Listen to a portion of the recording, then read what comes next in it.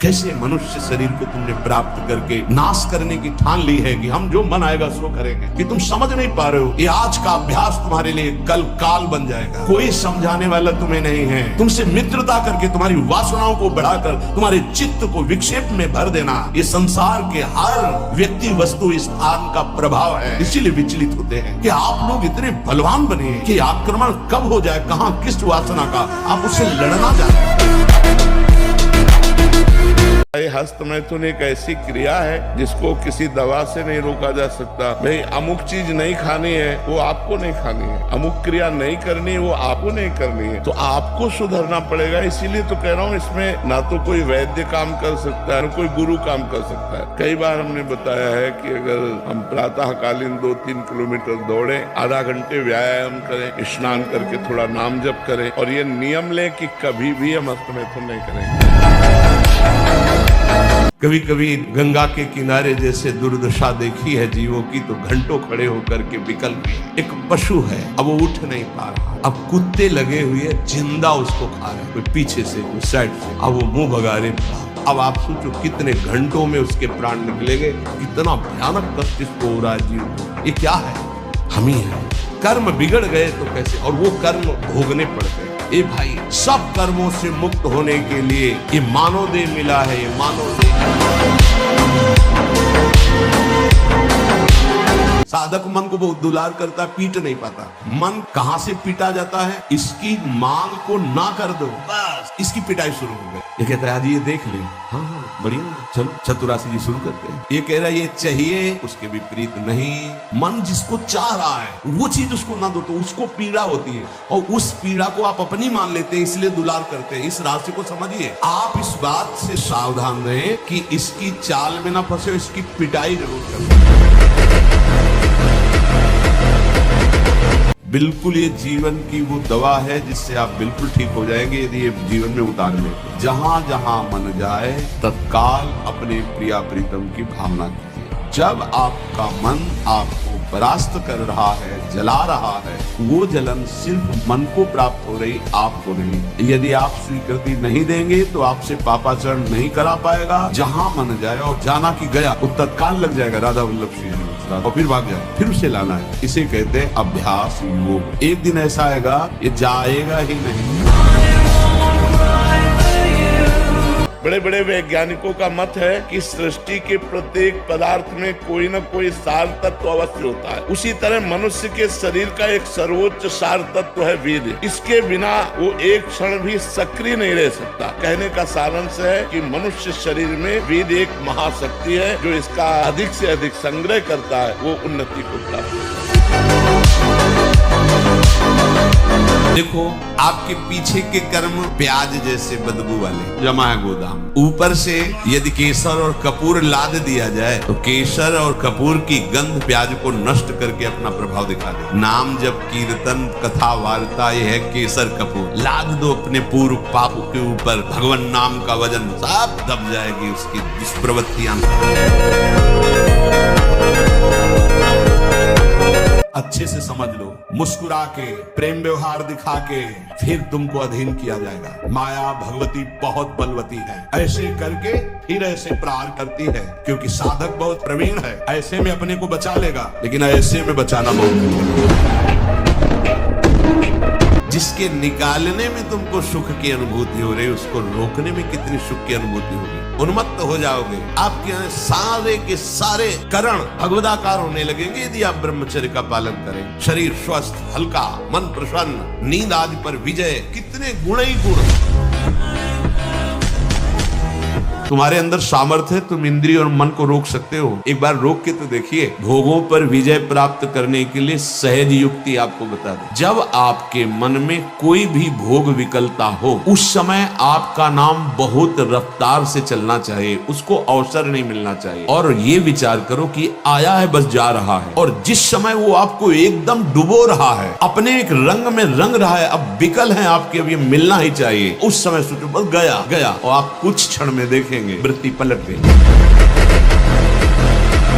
हमारी प्रार्थना को मानिए, अपने इस अमूल्य मानव जीवन को कूड़ा करकट की तरह मत नष्ट कीजिए। तुम इंद्रियों के गुलाम होकर, मन के गुलाम होकर, भोगों के गुलाम होकर के जीने के लिए नहीं आए हो मनुष्य देह। तुम स्वतंत्र सिंहवत जीवन व्यतीत करने के लिए मानव जीवन प्रकट।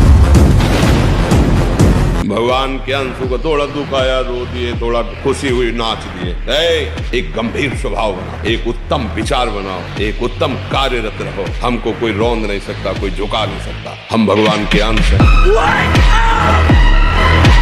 जन्म मृत्यु की परंपरा को बंद करने का समय आ गया है। जैसे भगवान अर्जुन से कहते हो, उत्तिष्ठ परंतप, गांडी में प्रत्यंचा चढ़ा और अपने धर्म का पालन कर, मार इनको। ऐसे खड़े हो जाओ और सामने शत्रु विराजमान, काम क्रोध लोभ मोह मद मत्सर ईर्ष्या द्वेष, ज्ञान का प्रचंड धनुष लेकर विवेक का बाण संधान कर और मार इनको।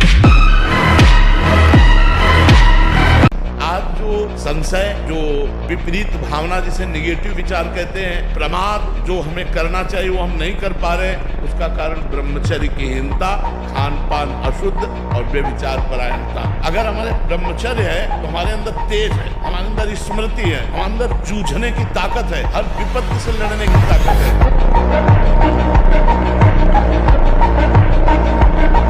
17 साल के हैं, कितना भजन करता हूँ और उसके बाद फिर वहीं गिर जाता हूँ महाराज जी। तो आप तो अभी 17 वर्ष के हो, आप किताब में 70 वर्ष के बूढ़े थे और उन्होंने खड़े होकर के सभा में कहा था, मैं आज तक छुटकारा नहीं पाया। तो सबसे गलतियां हो जाती है, पर सबको सुधार के लिए हमें आगे बढ़ना चाहिए। हम कह रहे 10 वर्ष निकल गए गलती में, लेकिन अब हमारी 10 श्वासें बची है। हम 10 श्वासें ठीक कर ले तो हम ठीक कर लेंगे। ब्रह्मचर्य के बिना जीवन मृत है, मृत।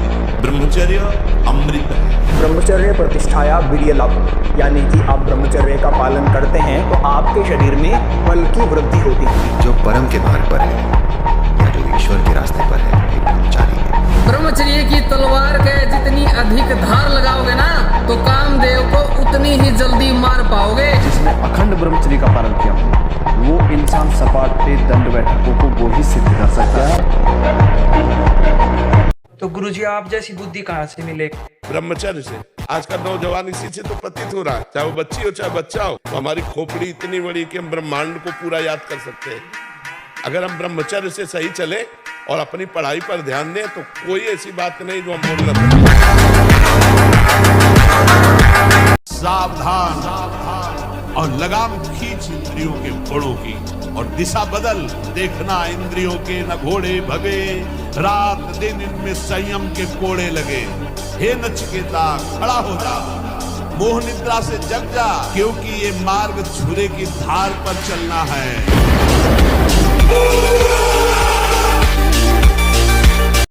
निश्चय क्यों नहीं कर रहा तू? तेरे निश्चय की कमी के कारण ये आशा की फांसी बनी हुई है। प्राण त्याग सकता हूं पर एक कदम अधर्म भूल न दे कुमारक नहीं। ऐ मन अब नहीं, शरीर नष्ट कर दूंगा, धर्म नहीं नष्ट करूंगा। उन्होंने कहा मेरी बात सुनो, जितने दिव्य ऋषि देवता अंतरिक्ष के दैवी शक्तियां सब प्रकट होके सुनो। पिता के लिए मैं आजीवन ब्रह्मचारी रहूंगा, कभी किसी स्त्री को स्वीकार ही नहीं करूंगा, ना राज सिंहासन में बैठूंगा, ना कभी ब्याह करूंगा, ना कभी ब्रह्मचर्य तोड़ूंगा। भीष्म प्रतिज्ञा इसी कर।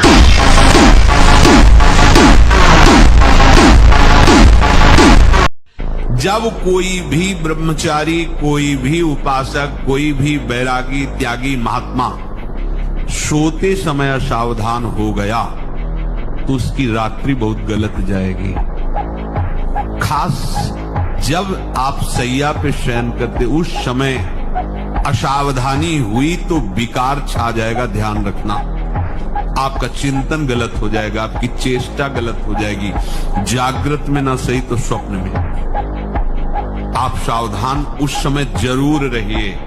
तुम्हें शक्ति चाहिए, हम कह रहे हैं ऐसा करके देखो, ना मिले तो हमें बताना आके। कोई गंदा भोजन मत करना, पराई बहन बेटियों के प्रति दोष दृष्टि बेविचार मत करना, मांस मत खाना, जुआ मत खेलना, चोरी मत करना।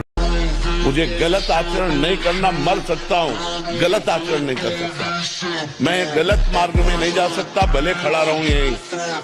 अगले जन्म में हमें रास्ता मिलेगा तो चलूंगा, पर मैं पीछे नहीं हटूंगा।